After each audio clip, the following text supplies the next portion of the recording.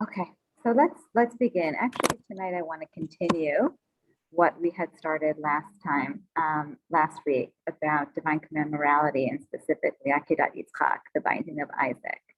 So I'll do a brief review in case some of you weren't here last week and just kind of bring you up to speed to where I want to continue today and extend the discussion to some of the contemporary philosophers that discuss it.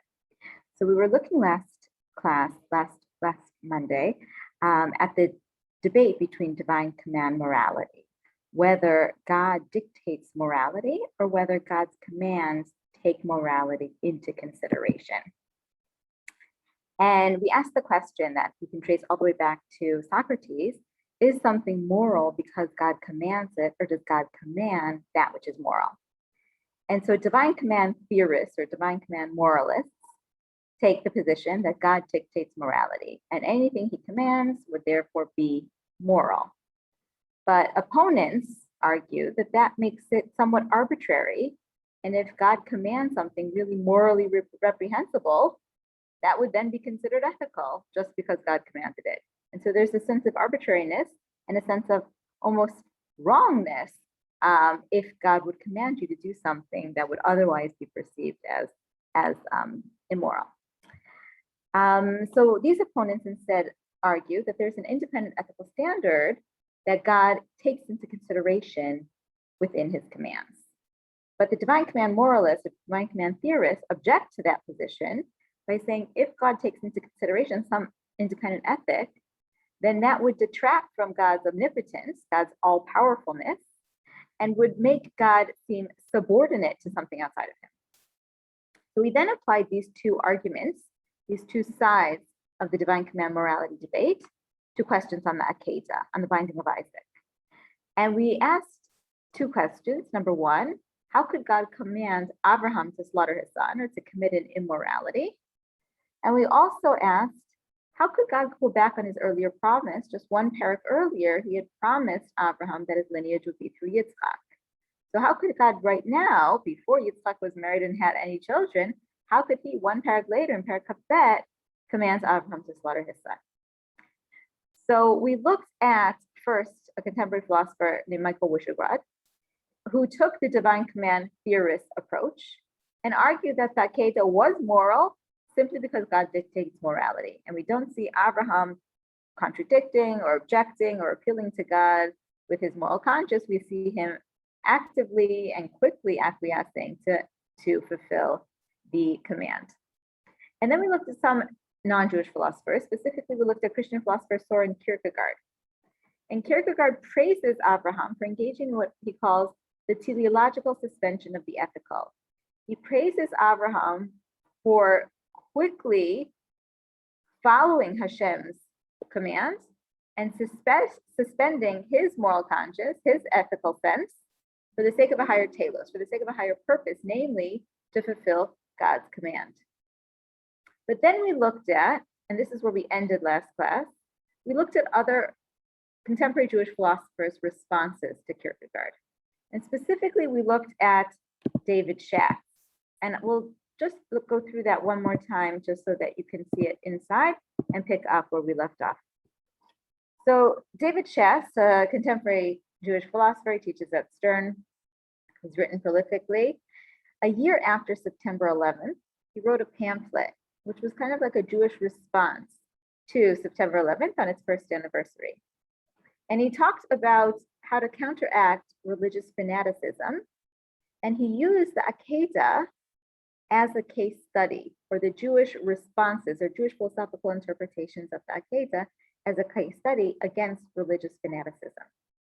So source number 15, which is where we ended last week, he says, yes, Abraham expresses his passion for God by bringing Isaac up to the site of the altar, but ultimately God forbids him to touch his son. So Schatz argues against Kierkegaard, who praises Abraham for being ready and willing to heed God's initial call to slaughter his son.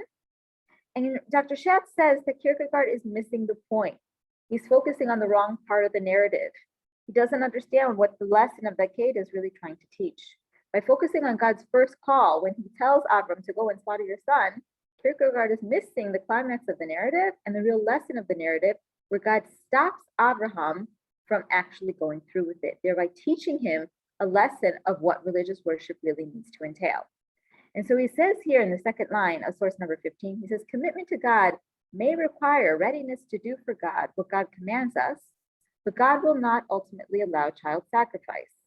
Although such sacrifice makes religious sense, it's at the end of the day objectionable to God after all, as God will shape his own demands according to the value of human life.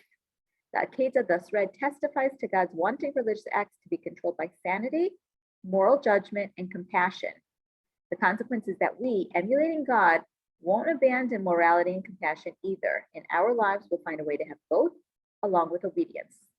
Had Kierkegaard assigned the ending of the narrative due weight, he would not have sustained his thesis that religion is contrary to morality. The lesson we draw from the end of the episode is the opposite of Kierkegaard's. The lesson is that murder is never a legitimate way to worship the God of Israel, because true Avodat Hashem entails valuation together with obedience. And so what Dr. Schatz is arguing here is that Abraham had to go up and be ready and willing to show his fervor and his passion for God in the way that he had been accustomed. When he was living in the house of his father, he was accustomed to pagan worship. The child sacrifice made religious sense. What better way to show your devotion to God than be ready and willing to do absolutely anything, give up your most prized possession for the sake of your God? And so it didn't necessarily seem immoral for Abraham to be asked by God to engage in such worship. However, Hashem makes Abraham go up and be ready and willing, about to slaughter his son on the top of the mountain with his knife in his hand. And it's at that point, when with all of Abraham's fervor, with all of his passion, it's at that point that God stops him. That God, through the Malach, says, no longer should you perpetuate these pagan practices. No longer should you continue in the worship with which you've become accustomed in the house of your father. From now on, you need to be the father of ethical monotheism. No longer should you perpetuate these savage practices. From now on, you need to redirect this passion, redirect this fervor in a more ethical way. And that, Dr. Schatz says, is the lesson of the Akeda. And that is what, he says, Kierkegaard fails to acknowledge by focusing on the first part of the narrative, but not giving due weight to God's actual lesson when God stops Abraham from actually going through with it. Now, Rav Kook and Emmanuel Levinas further this point. Let's have a look at what each of them say in their discussions of the Akeda. Let me just share. Rav Kook says the following: when it became necessary for divine illumination to appear in its purity, it was revealed in its mighty splendor in the trial of the Akeda, which showed that fervor and addiction to the divine idea does not necessitate pagan worship, where the spark of divine goodness totally loses its way, but the same fervor and submission can also be reached by a pure perception. Without the Akeda, humanity would have continued to relate to the divine either savagely and wildly in their pagan practices, through powerfully pulsating emotions, or with a cool disposition and reservedness, lacking the characteristics of a profound life. The outstanding novelty is that there's no dimming of ardent devotion when one relates to the divine in this enlightened manner. So the question could arise, why would God command Abraham altogether? Why would he insist Abraham go up and be ready and willing to slaughter his son if ultimately he knew from the get-go he wasn't going to make Abraham go through with it?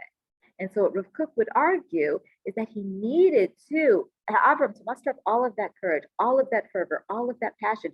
And then in the heat of the moment, show Abraham, you need to have that passion, you need to have that fervor, but it needs to be redirected. It needs to be sublimated. It needs to be channeled in a more ethical way. And this is precisely why Dr. Schatz uses this as a case study against religious fanaticism. Having the fervor, having the passion isn't a bad thing. You don't need to relate to God with this cool disposition. You want to be passionate and fervent and zealous in your relationship with God and in your worship of Him. But it needs to be channeled, it needs to be manifested in an enlightened way. And that's Dr. Schatz's response to religious fanaticism. Emmanuel Levinas, the French existential Jewish philosopher, he just passed away about 25 years ago and was very influential in contemporary Jewish philosophy, makes the same point, like Dr. Schatz, that Kierkegaard is missing the point by focusing on the first part of the narrative and not really internalizing the true lesson of the Akedah that comes in the climactic moment at the end of the narrative. And Levinas explains in source number 17. He says, Abraham's attentiveness to the voice that led him back to the ethical order in forbidding him to perform a human sacrifice is the highest point of the drama. That he obeyed the first voice is astonishing. That he had sufficient distance with respect to that obedience to hear the second voice, that is the essential. So the fact that he heeded the first voice, that he was ready and willing to obey God's command to slaughter his son, his beloved son that he waited so long for, that was astonishing. And that showed his devotion to God.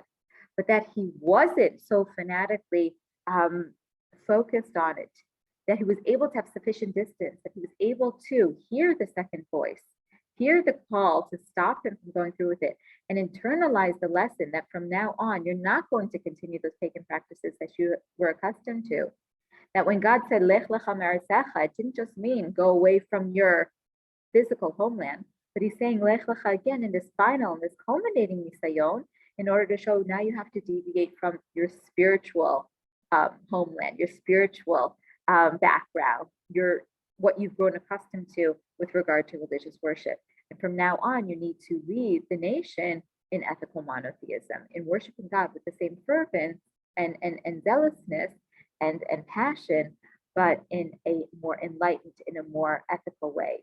And that's when Hashem shows Abraham the ayal nechaz b'sbach, the ayal, the ram that's caught in the thickets of the branches, and then Abraham takes the ayal and slaughters the ram instead of his son.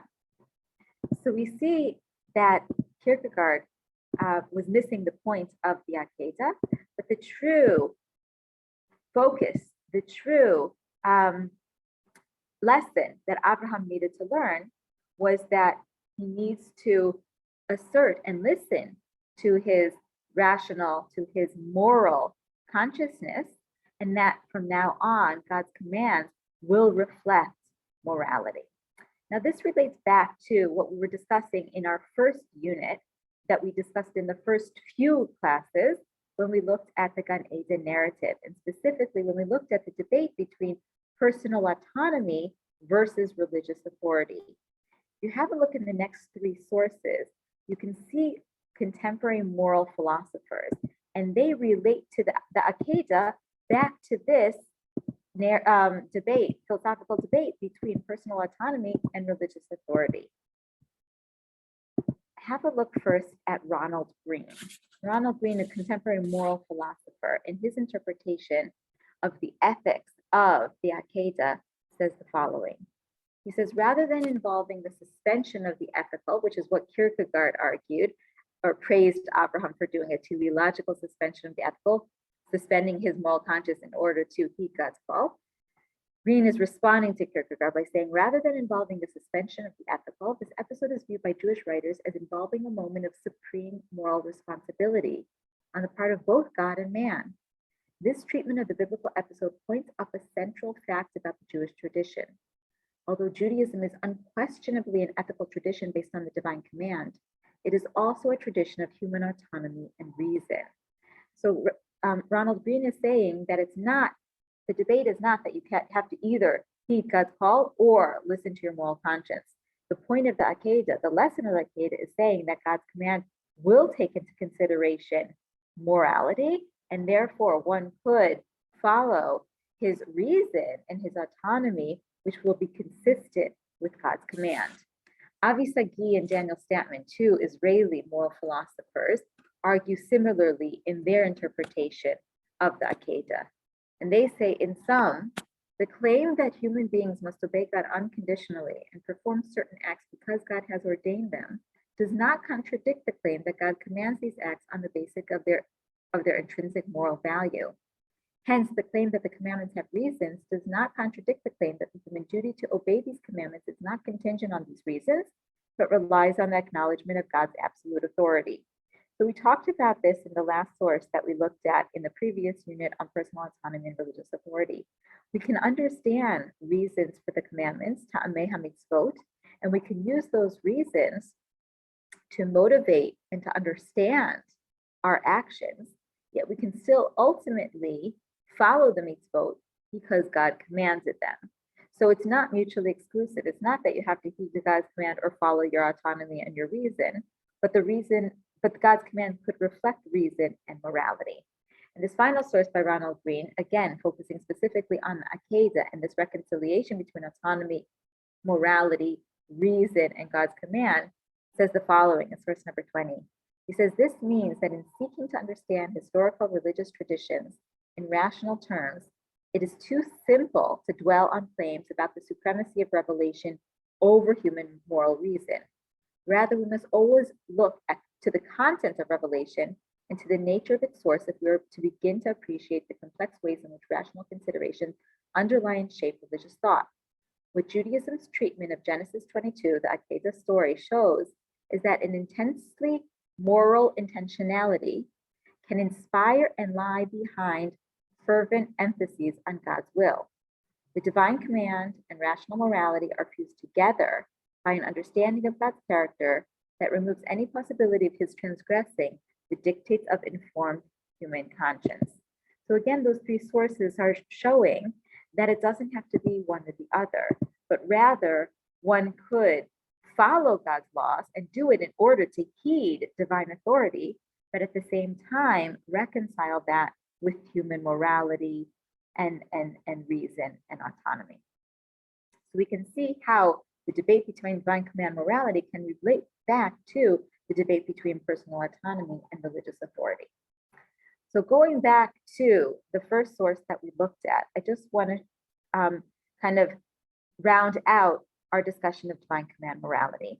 We saw at the very beginning in our discussion last week, the divine command moralist that we looked at in his interpretation of the Akedah was Michael Wishograd. And Wishograd said in our very first source last class that Abraham did not object to the Akedah, but instead proceeded to carry out God's command unquestionably. And because this willingness is considered Abraham's great merit, it's clear that the Bible teaches that what is evil is so because God forbids it and for no other reason. Ethics is thus not autonomous, and a genuine command of God cannot be evil, even if it seems to be so by human standards. So Michael Wishograd, a contemporary Jewish philosopher, argues the position of the divine command moralist. The fact that Abraham didn't object to it or didn't say that it was immoral, but is praised for being ready and willing to do it, it shows that ethics are not autonomous, but rather God's command dictates morality. However, we saw a bunch of contemporary Jewish philosophers that argue against Wishograd, that really we can understand or recognize or acknowledge an independent ethic that God takes into consideration in his divine command. I want to show you two last positions, one by Yechezkel Kaufman, a very famous biblical scholar, and he takes more of a reconciliatory approach. He says in source 21, while the Bible does not recognize the subjection of God to any compulsion, it does depict him as observing the moral law. But this is not conceived as an autonomous law to which God is subject, but rather as itself a manifestation of God's will. What is has been created by the goodness of God. This goodness has been revealed to man, and man has been commanded to realize it in his own life. Man must create here on earth a world of moral goodness that ought to be. But he has the freedom to defy God's will, and this freedom is the root of sin and evil. The moral demand thus reaches its highest intensity as an expression of the will of God. At the same time, the moral responsibility of man reaches its full justification in the idea of human freedom. So that's more of a reconciling approach between God's command and human morality. But I want to show you one more approach in the opposite way, in the independent ethic, on the independent ethics side of the argument. And that is by Jaco Gorecki. He argues that divine revelation may not have created morality, but rather just helped humans learn and implement ethics. He argues that divine commands mediate, but don't create moral norms. The divine will corresponds to, but doesn't cause what's good.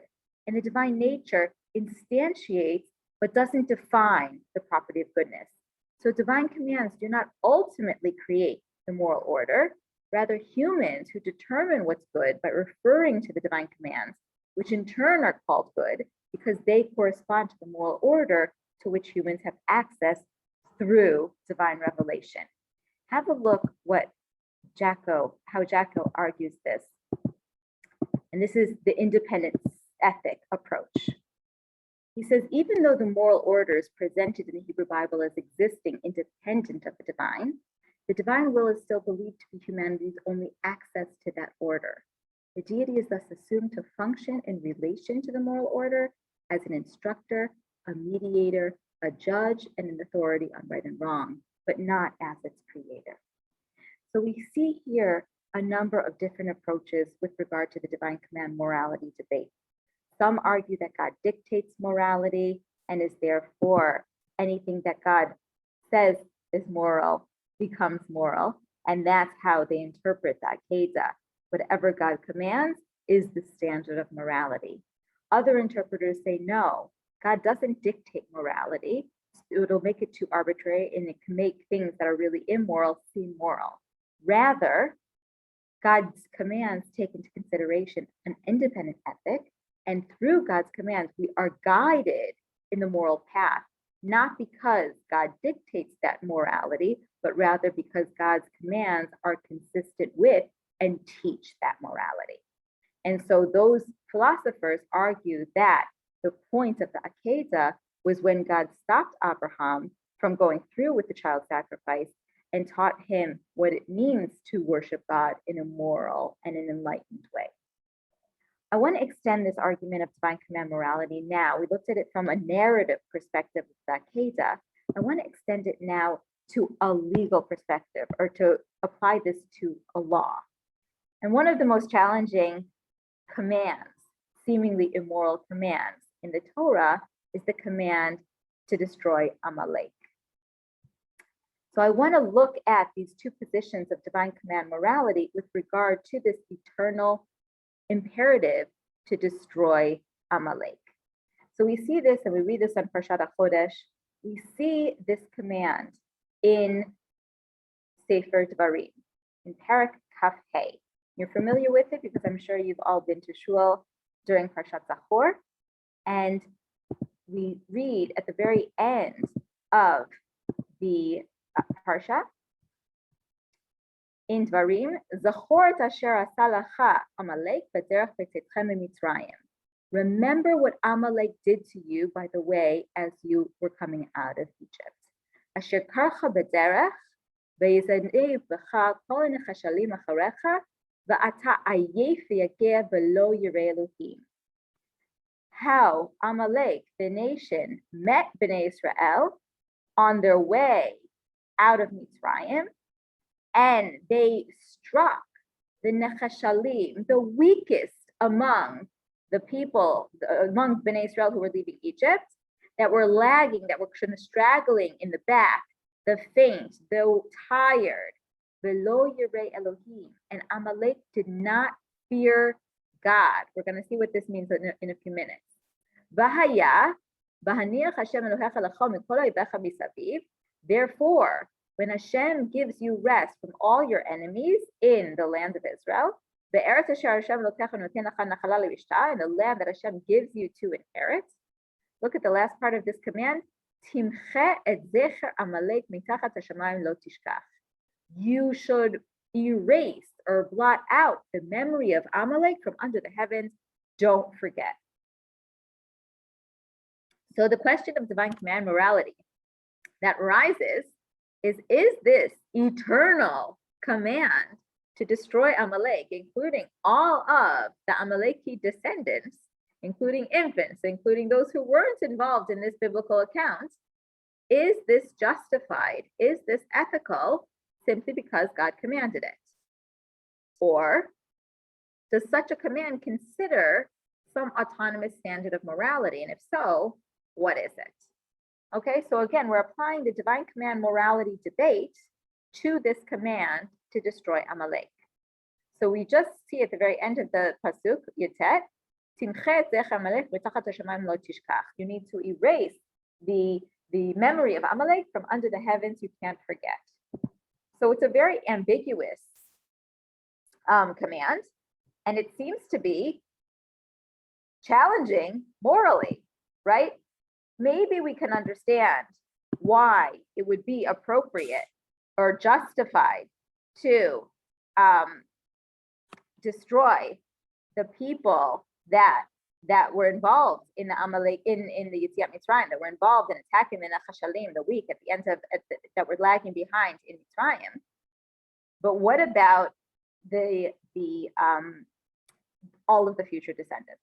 Okay, so if you're going to take the divine command theorist approach, like we did for that Kedah, then one would argue that whatever God commands is thereby deemed moral, and therefore, if God commands us to eternally annihilate Amalek, that becomes the moral standard. Whatever God dictates is thereby moral. However, if you're going to take the opposite side of the divine command morality debate, if you're going to say that there is some independent ethical standard that God takes into consideration in his commands, what is that ethical standard? How can we justify, from a moral perspective, our obligation to destroy Amalek? So that's what we're going to try to see or try to uncover in the next few sources. So one argument from a political philosophical perspective is that the command can be justified by an independent ethic due to Amalek's violation of just war theory. So a very well-known political philosopher, Michael Walzer, writes about just war. And he says in his book, Just and Unjust Wars, he says, war is only justifiable if it has a just cause, for example, to redress a wrong, and carried out in a moral manner. According to just war theory, civilians are never permissible targets of war, and all measures must be taken to avoid civilian casualties. So if you look at the narrative that we just, or the command that we just read, and you see in Pasuk Yud Chet, Amalek seems to have violated just war practices. He doesn't have a just cause for attacking Bnei Israel. It wasn't like they were invading his land or his territory. And he doesn't carry out his attack in a moral manner. He doesn't fight against people that were armed. He doesn't fight against people that were strong. He doesn't, try to engage in a battle with any sort of fairness or amongst a nation that could actually defend themselves. He exploits the weakest, the stragglers at the very back of the Exodus, and therefore he violates both counts of what is required in just war.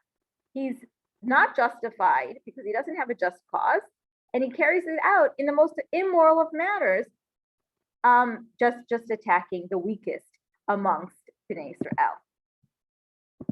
So one could argue, therefore, that the command to attack or to annihilate or to destroy Amalek that God gives Bnei Israel is in fact justified by an independent standard of ethics, not just because God commands it, but because Amalek violated just war theory, and therefore, as retribution, God commands that Bnei Israel destroy Amalek.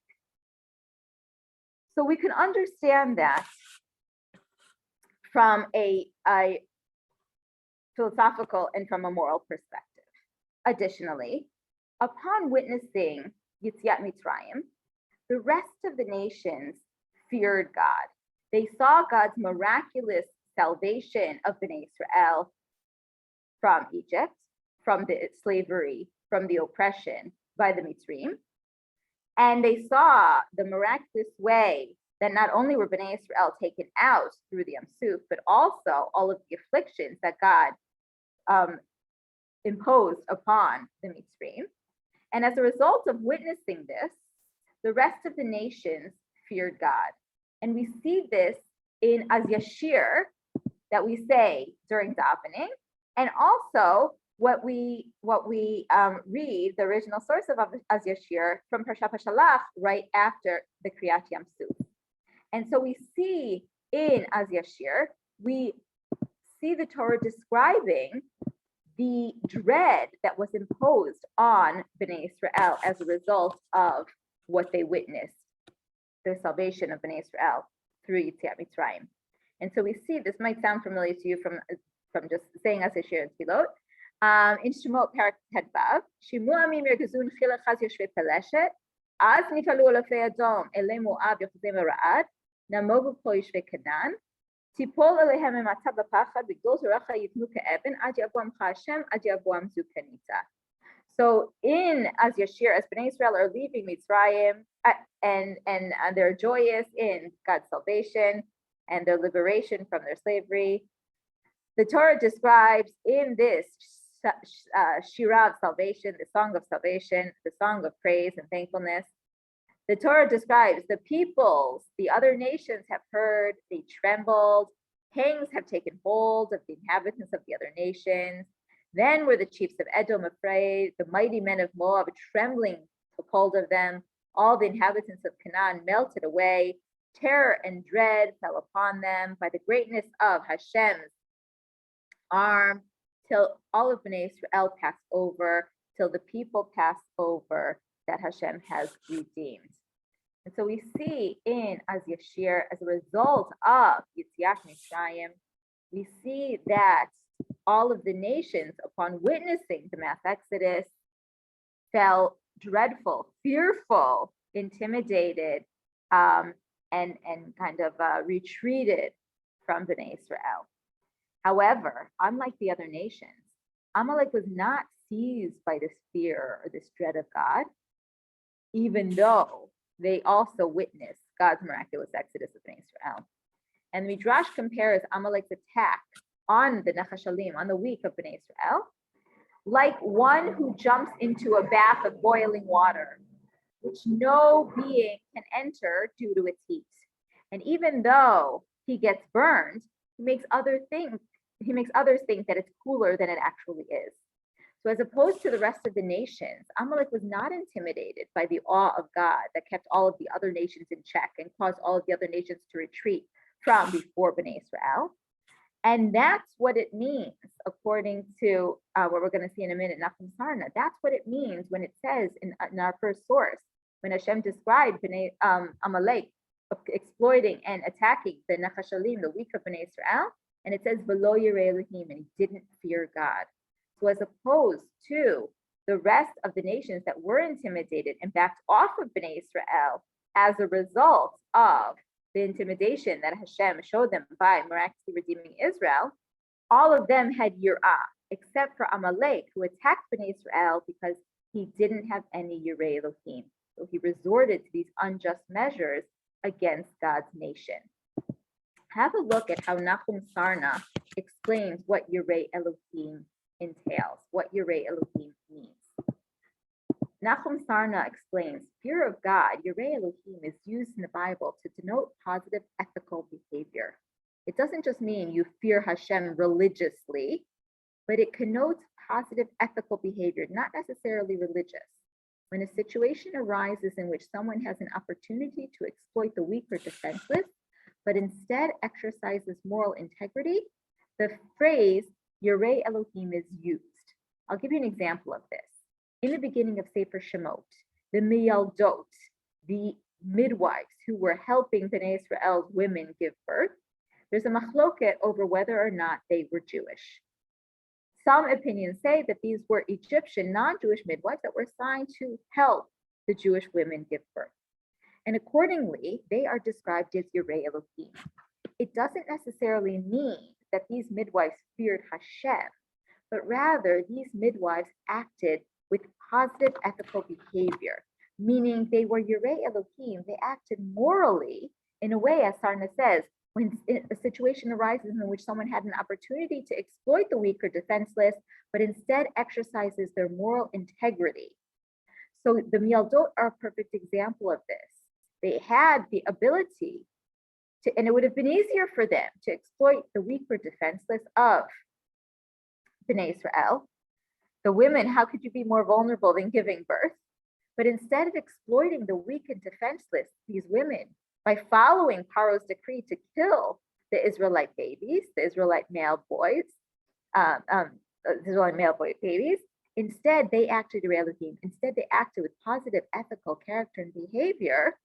They exercised their moral integrity by deceiving Paro and coming up with an excuse of why they didn't kill the Israelite babies by saying, oh, the women here are different than ours. They give birth before we even come.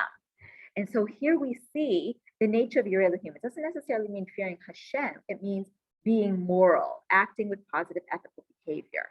And that is precisely why, as we saw in the beginning of in our first source here, it says specifically, Amalek lo Yireh Elohim. Amalek didn't fear God. Not only did he not fear Hashem, but he didn't act with positive ethical behavior. He was put in a situation in which he had the opportunity to exploit the weak and defenseless. But instead of exercising moral integrity, instead of following just war practices, he exploited the weak. He engaged in attacking the Nefashalim, the weakest among the stragglers who were following Bnei Israel out of Egypt. So by contrast to the midwives, Amalek is explicitly described as not fearing God because they deliberately attacked those who were unprotected and thereby acted unethically. The Amalek nation believed in their own power, the power of weapons, the power of human force, and they served as an example that paved the way for all of the other nations that were described in Shira to return to their former fearlessness and their former failure to recognize God's power. And so we see because Amalek, set an example by attacking the Nefashalim and serving as an example for the other nations to no longer feel intimidated by what they had just witnessed by God. And they also could then feel like they could follow Amalek's lead in exploiting Bnei Israel or attacking Bnei Israel. Ramban therefore feels that the harsh punishment that was imposed on Amalek is justified from moral standards. Let's have a look at how Ramban, Nachmanides, explains this along these lines. Ramban says in his commentary on Shemot Perek Yud Zayin, now the reason for the punishment of Amalek, why punitive measures were meted out to him more than to all other nations, is that when all the nations heard of God's visitation upon the Egyptians, all of the afflictions, the makot that God inflicted upon Mitzrayim, they trembled. The Plishtim, Edom, Moab, the inhabitants of Canaan, they all melted away from the terror of God and from the splendor of God's might. Yet Amalek came to attack Bnei Israel from afar, as if to make himself master over God, and therefore the Torah says about Amalek, the nation was not Yireh Elohim. So we see there, because of the example for the other nations that Amalek set, the example of fearlessness, the example of exploitation, the example of immorality, that justifies from a moral perspective why Amalek should be punished by the command for Bnei Israel to eternally annihilate them. So we see here on moral grounds, and Avi Sagi, one of the moral philosophers that we just looked at with regards to Akedah, he also writes about the Amalek example. And he says that the need to justify the harshness of Amalek's punishment and the Torah's inclusion of a rationale for the divine decree, right? The fact that they attacked Bnei Israel, the weakest, they exploited, they weren't Yireh Elohim, the fact that the Torah includes this rationale within the divine command, this, Sagi argues, implies its consideration of an autonomous morality. Because if morality was entirely just dependent upon God, if God just dictated morality, there would be no purpose for the Torah to try to justify God's commands by giving reasons why, because they exploited, because they weren't Yireh Elohim, because they attacked the Nefashalim. That shows, the fact that the Torah includes this, Sagi argues, that shows that there is an autonomous sense of morality that God's command takes into consideration. Now, Michael Harris, a British contemporary Jewish philosopher, argues against Sagi, and he says that just the fact that the commentators offer moral justifications of Amalek, that doesn't mean that God doesn't dictate morality. It just means that these commentators were trying to understand how to reconcile the Torah's commands against genocide, like against murder, like we saw in the Aseret Dibrot. How can we reconcile this with this Amalek command? And so he says that one could argue that God dictates morality, but the purpose of explaining the rationale behind it is in order to show kind of the cohesion of the Torah, despite the fact that it had prohibited murder in other instances, like in the Akedah, like in the Aseret Dibrot. So yes, the Torah does prohibit murder, but God is dictating morality to show that in this instance, with Amalek, with this particular nation, that is the moral thing to do. So far, we've at least explained or justified why it might be moral for God to command the nation that attacked Bnei Israel on their way out of Egypt, why it would be moral to attack them, to strike them, to annihilate them. But it doesn't explain why there should be, or why it would be justified to eternally annihilate Amalek, to have this indiscriminate eternal killing of the rest of the nation that weren't necessarily involved in attacking the Nechashalim, the weak, on the way out of Egypt, or their future descendants who didn't participate in any unjust war practices. How can we understand the eternal command to annihilate all of Amalek, including future innocent descendants of them, if they weren't involved in it? How can we reconcile that with this independent ethical standard? Now, according to such an argument, the command can still be considered moral as a necessary measure to prevent Amalek's enmity from leaving heirs, to degrade his memory, and to emphasize the enormity of his defeat. Meaning the obligation to remember and not to forget that what Amalek did is to ensure that Israel's animosity towards them is not weakened or isn't removed from their hearts over time, because it's human nature to forget the hardships of the past. And as a result, the feelings towards Amalek are liable to be blunted, or the desire to wage war against them would diminish. So God needed to command this eternal annihilation of Amalek to make sure that the memory of Amalek isn't diminished over time, and the enormity of what they did isn't forgotten. So since the Torah doesn't explicitly address these moral challenges that were presented by the command to indiscriminately kill even the future descendants of Amalek, there's a lot of figurative interpretations that have been suggested to try to reconcile morality with this internal command to destroy even innocent descendants of Amalek. If you have a look at source number 6, you'll see some of these figurative interpretations. Avi Sagi wrote a well-known article that was published in Harvard Theological Review, in which he brings up a number of these figurative interpretations that have kind of resonated with people who have a challenging time with the moral justifications of even killing, even the obligation to kill an innocent Amaleki descendant.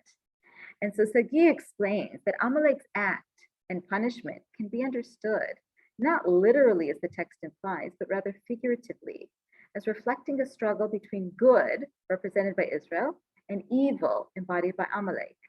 God's eternal decree to defeat Amalek symbolizes the call for the domination of good over evil.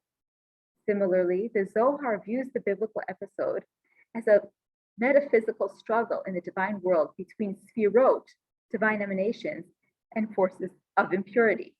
Alternatively, the scriptural account of Amalek may be alluding to a contest between the ideas of morality versus armed might or power.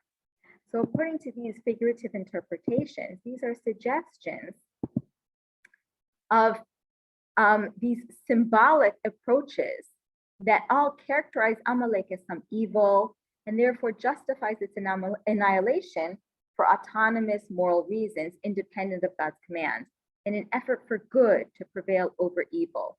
So it kind of gets around the moral problems that we have with regard to the literal command for this eternal annihilation of Amalek by saying it doesn't really mean you need to kill that Amaleki baby, but rather it's what Amalek represents, that we have an eternal obligation to destroy the evil from among us, whether that's evil manifested in lots of different ways.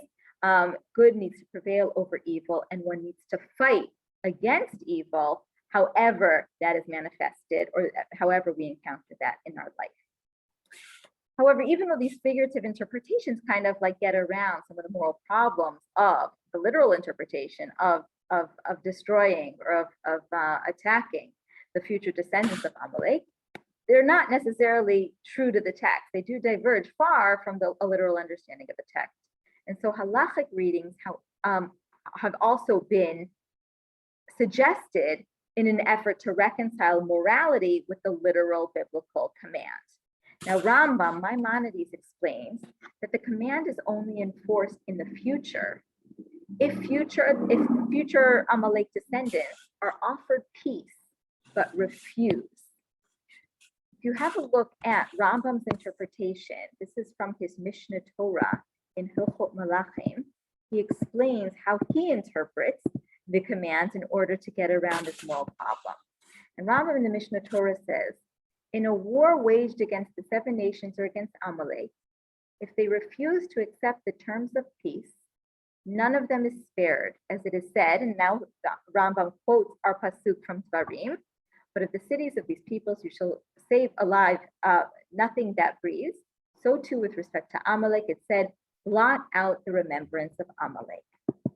So Rambam is explaining, in order to reconcile the divine command with morality, that the eternal command to blot out Amalek, including the descendants who didn't participate in the Exodus episode, or any future descendants that emerge from Amalek, this can be reconciled with ethics, since it applies only if their descendants perpetuate the evil, continue the unjust means of attack of their biblical predecessors. So obedience to the divine command of killing even the future descendants of Amalek can be viewed as justified as an act of self-defense. And Rabbi Soloveitchik extends this duty to wipe out Amalek to any nation that seeks to destroy the Jewish people, but he limits it to wars of self-defense. So Rabbi Soloveitchik argues that if any nation arises against Bnei Israel, they should be considered like Amalek. Again, so it's not the actual descendants of Amalek, but any nation that attempts to engage in genocide against Israel, they should be considered like Amalek, and therefore we have the biblical command to destroy them.